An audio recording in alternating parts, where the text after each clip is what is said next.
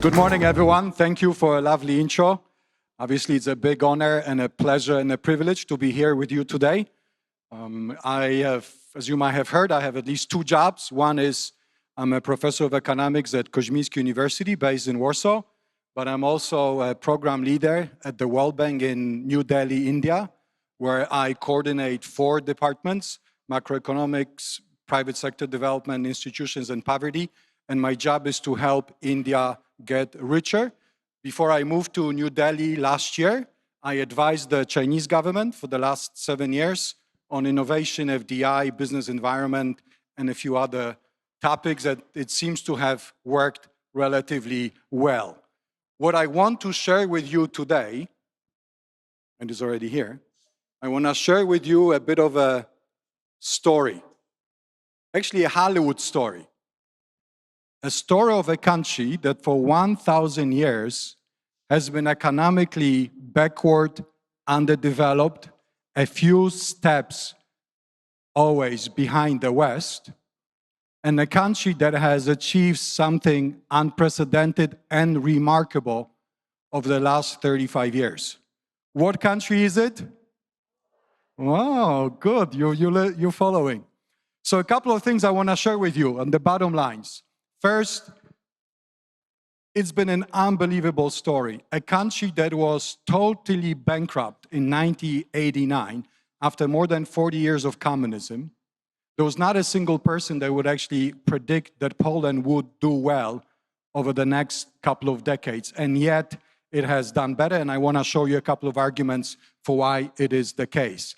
I want to also take an issue with a lot of naysayers in Poland that say that this amazing economic success story, an economic miracle, to be honest, that this will end soon. I disagree. I think they will be ongoing for at least another decade. And finally, just catching up with the West is no longer enough. I think that Poland has an ambition, has a potential, has a chance, the biggest chance in more than 1,000 years of its history to actually become, for the first time ever, one of Europe's economic leaders. But that would require a couple of changes to our economic policy, and I will share with you some of the ideas. Now, let me start with any young people in the audience just checking your ChatGPT. Who's this guy? No, I'm asking the younger ones. Anyway, back in 1989, when Wałęsa and Solidarity movement have helped communism to collapse in Poland and in the whole region, there was absolutely no one, and I've talked to all the Polish experts, Polish policymakers, foreign experts, or the Marriott group of people that would stay in the hotel for weeks and months to advise us. There's absolutely no one who would predict that Poland do well. Why? Because they would have this picture in front of their eyes, that there was this is a meat store in Warsaw, sometime in the mid-1989, and I remember it very well. There's exactly, one of these ladies could have been my grandma. And there was exactly the Poland that all the foreign and domestic experts saw in '89. There was absolutely no one that would put a single dollar, Deutschmark, or a Swiss franc on Poland doing well. People were saying it's going to be Czechoslovakia, it's going to be Hungary, it's going to be Eastern Germany. No one thought that Poland would do well, also because for 1,000 years, it has never done well economically. And then fast forward to today. There's not a single economy in Europe since 1990 to have grown faster than Poland did. Poland's income per capita has increased by almost 3.5 times. Compare this to Germany. In Germany, Germans have become only 50% richer, Poles to almost 250% richer than Germans and everyone else. Now, you could argue that this is Europe. Europe is not growing fast enough, it's sclerotic, it's not the right control group. That's why I have the chart on the global growth rates. Poland, among large, rich economies, so the same peer group, has also been the fastest growing economy for more than 33 years now. A quick question. Who grew faster over the last 33 years? South Korea or Poland? Look at me for a second. Who did? South Korea or Poland? You're not convinced yet. That's why I have this chart. So Poland has been a true European tiger, or South Korea of Europe, at least over the last 33 years. It has actually grown faster than South Korea, but every other success story in the world, with the exception of China. But China is still at only half of the level of income that Poland has. So when you compare Poland to the countries at the similar level of income, upper, middle, and high income, there has been no other country that has done better. Now, what it all means, we actually this year is a symbolic year for Poland, because it was exactly 1,000 years ago where the Polish first king got his crown.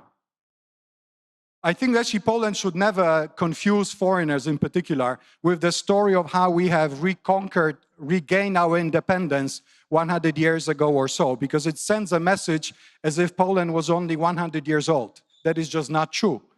It was based on the international law, it was set up at least 1,000 years ago. And what is symbolic about it is exactly this year, Poland's GDP will exceed $1 trillion, depending on the exchange rate, but Trump has helped to push down the value of the dollar and make zloty stronger, so my story really holds. And probably by the end of the year, Poland will overtake Switzerland in terms of the size of GDP and become the 20th largest economy in the world in the sheer size of its economy. Now, any people from Japan here? I don't want to hurt anyone's feelings, but what this chart shows that since 1990, and based on the projections from the IMF, within the next 2 years, Poland's level of income, adjusted for the level of prices, meaning that the hairdresser still costs less in Warsaw than in Tokyo, Poles will become richer than an average Japanese. Do you know any single person that would predict this 35 years ago, 15 years ago, or even 5 years ago? I don't. So if you believe IMF projections, these are not mine, by 2029, Poland will have exceeded the level of income in Japan and in Spain. And if the trends continue until 2035, Poland will be as rich as an average Brit or as an average Italian. If this is not a success story, then I don't know what is. And I've been talking a lot in Poland for almost 20 years now about Poland's golden age, because we have this mistaken and misleading story as if Poland's golden age was sometime in the past 500 years ago. But if you look at the historical levels of income, for 500 years, we really sucked, we Poles. Our levels of income have hardly ever exceeded 1/3 of what it was among the Western leaders of development, Italy, Netherlands, and the UK. It is only now that we have reached the heights of income that we've never been even close to before, for 600 years. Now, does money bring happiness, ladies and gentlemen? Yes, no? No, yeah. It doesn't, but it helps. What I'm trying to say here is that not only that Poland has increased its incomes by almost 3.5 times, it has also been able to transform higher incomes into much higher quality of life. So if you believe the OECD ranking on the quality of life, based on work-life balance, life satisfaction, safety, and so on and on, Poland's quality of life is already higher than in Korea and in Japan, even though these two countries still have a higher level of income. What about happiness? I won't bore you with too many slides, but the bottom line here is for the first time, don't get confused when you look at Poles. They almost never smile, do they? That's for the foreigners. I'm trying to get some Poles smile and I get some smirk, but that's good enough. But when you actually ask them in an anonymous survey about how happy they are about their own lives, they are now among the top 3 countries in the whole of Europe. Now, a tricky question. Who is more happy in life? An average Pole or an average American? MIT graduate.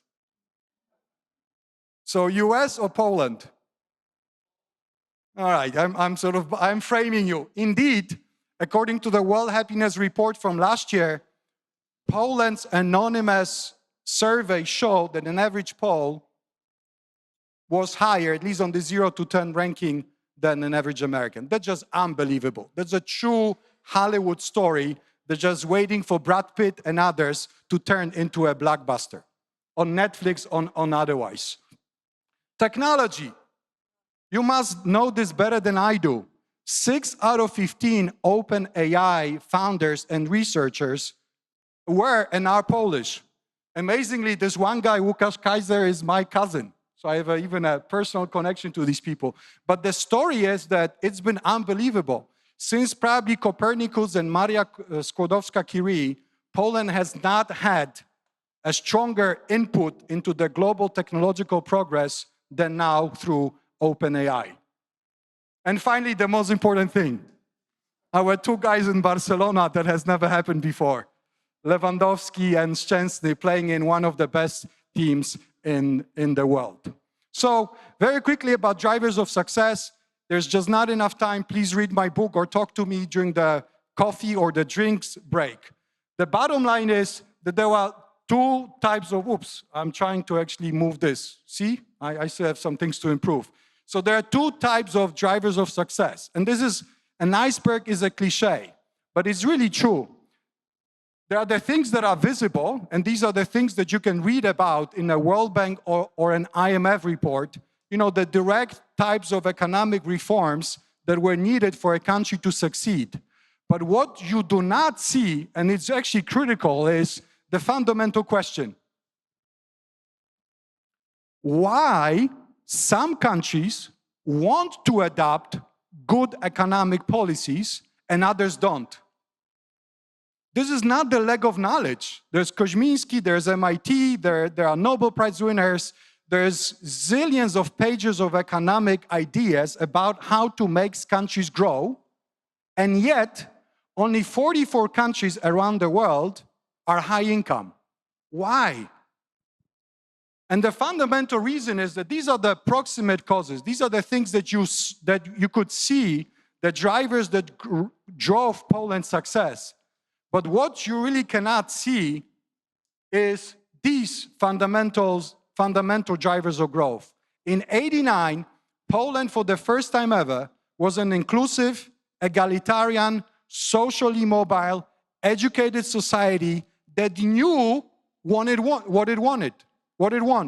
It knew that it wanted to come back to Europe, to be European again, and all the elites, all the society coalesced, allied, agreed on the one direction. And that was unfortunately not the case, for instance, for Ukraine, Russia, and a lot of other countries who are still today governed by oligarchic elites that stymie any chances of development for these countries. And I know because as a World Bank economist for the last 15 years plus, I've worked on dozens of countries that have a problem with growth. And again, it's not lack of knowledge that keeps them poor. It's the lack of willingness of their own elites to open up the society, to adopt the policies that really make economic sense for everyone. Now, so what will the future hold? That's a question to all of you. Yes or no, good or bad? Who thinks that Poland will do well over the next decade at least? All right, not bad, not bad. All right, you've been listening, thank you. I would agree, and so does the OECD. In fact, this year, Poland will be still, despite 35 years of rapid economic growth, it will be still the fastest growing large economy among the OECD countries. And in fact, if you look at the most recent macro updates, Poland is likely to grow at closer to 4% than 3.5% as in here, which is actually pretty remarkable because you would think, come on, 35 years has been enough. Why don't you just slow down a little bit? It's not happening yet. But I think the fundamental question is as much as I'm convinced that for at least another decade, Poland and most parts of our region will continue to do well, and check with me in 2035. If I am wrong, I owe you a big dinner. But what I'm worried about is that we are not building enough of economic, technological, scientific muscle to ensure that we'll continue to grow after 2035 and that the success story will continue. And that's for all kinds of reasons. One of them is the challenges that we're facing, including demographics.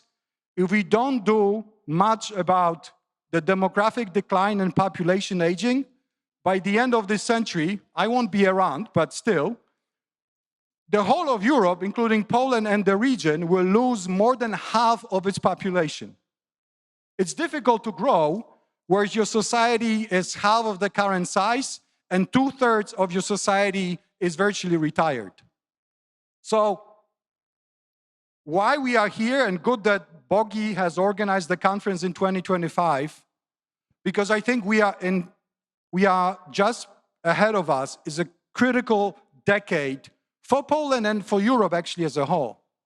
And the fundamental, I think, one of the sort of fundamental questions that will need to be answered is to what extent countries like Poland can leverage new technologies, AI, everything that you will discuss during this conference, to actually catch up and overtake, leapfrog other countries.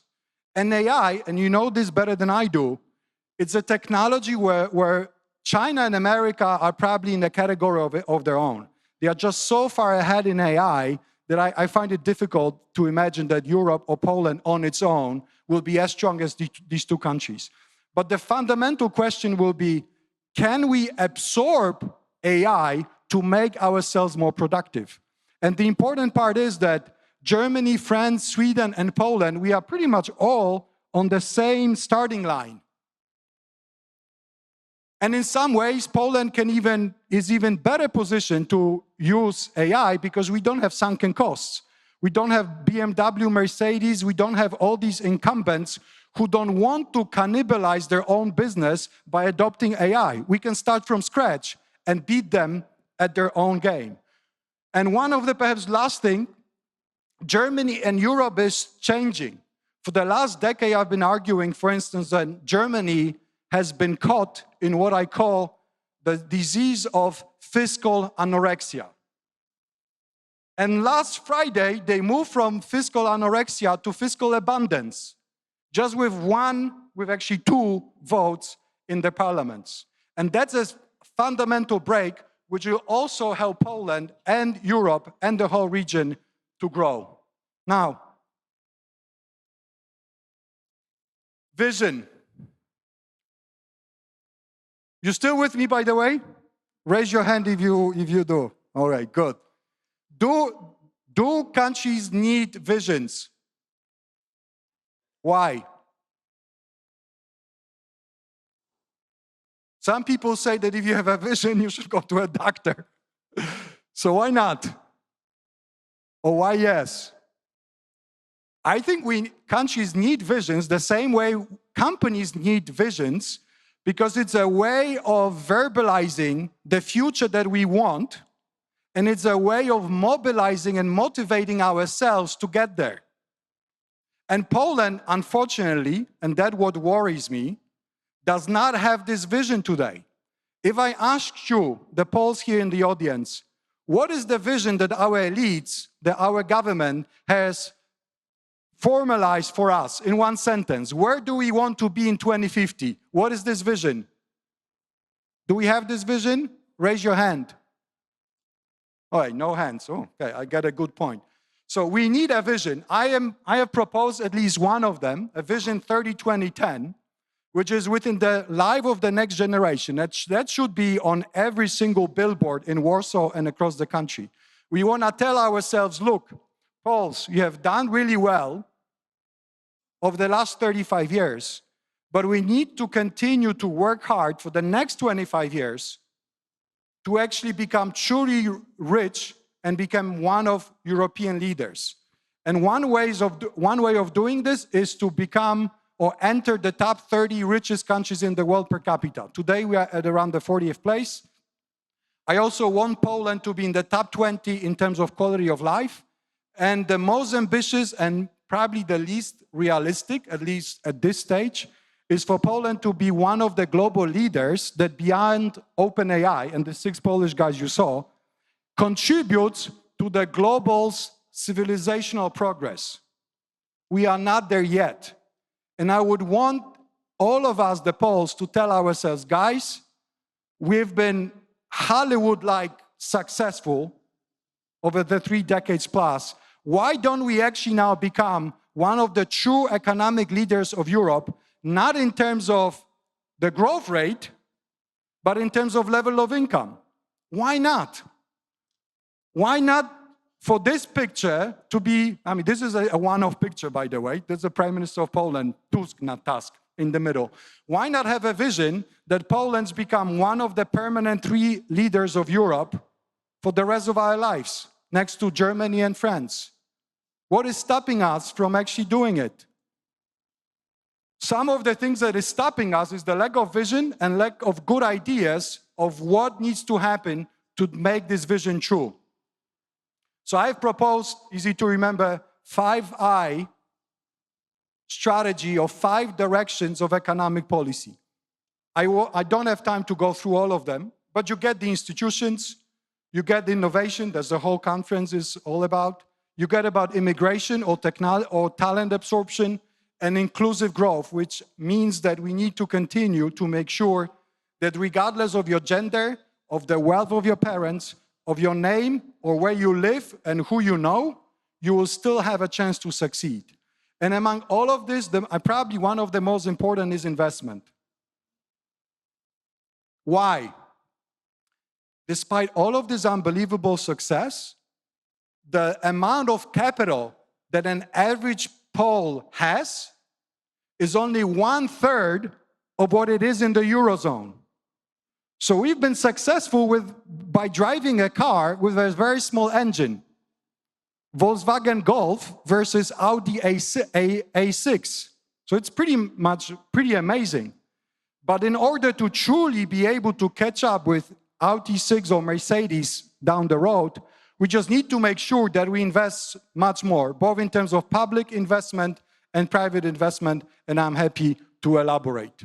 So, to conclude, the takeaway I want you to have after this talk today is we are living in unprecedented times, not only because of President Trump, don't get me wrong. We are exactly in a place, in a country that has been the largest, the biggest, the most unexpected economic success story of the last 35 years that no one predicted. And you can look around in Warsaw and everywhere you go in Poland. This country has changed beyond recognition. And it's now starting to give back to Europe, and it's starting to give back to the world in various kinds of ways. But what I want Poland to do going forward is not to sit on its rollers and start to grill during the May break. I want Poland to have an ambition to join the best. If not America, whether it's still the best, but the countries that have really changed who we are and the global society. And I think Poland has the ambition, has the potential to do it. What we actually, and let me finish on the quote that is really close to my heart. The biggest risk to Poland and to all of us and in our personal lives is not that we set lofty, ambitious goals and then we don't achieve them. The risk is that we set ourselves low bar goals and we actually get there. This is exactly what I want Poland to to think about. We can be ambitious, we can have the vision, and we can, for the first time ever, become a true leader. Thank you.